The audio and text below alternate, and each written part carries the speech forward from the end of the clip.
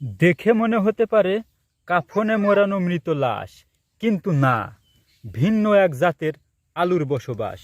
তবে এটাকে মিষ্টি আলু ভেবে কেউ ভুল করবেন না। এটা কি জাতের আলু সেটা আপনাদেরকে বলতে হবে। আমি এর ডিটেলসটা দেখাচ্ছি। দেখুন, এই গাছ কিন্তু বেশ মোটা সোটা হয়েছে।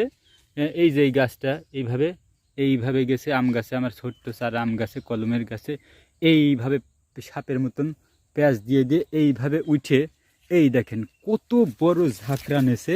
আর এগুলো হচ্ছে ফল। এই ফল যদি কারোর লাগে তো অবশ্যই আমাকে জানাবেন। যদি আমার এলাকার আশেপাশে হয় অবশ্যই আমি দেব বিনামূল্যে।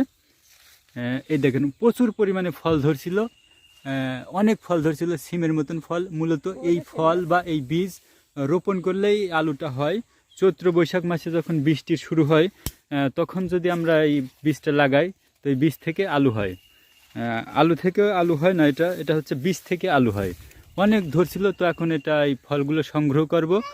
আম গাছটা ফ্রি করে দেবো। এখন হচ্ছে বইল আসবে, আম গাছে বইল আসবে, প্রচুর পরিমাণে ধরে। এই দেখেন ফল প্রচুর পরিমাণে ধরছিল। চোরে কিছু নিয়ে গেছে, আলু চোরে নিয়ে গেছে।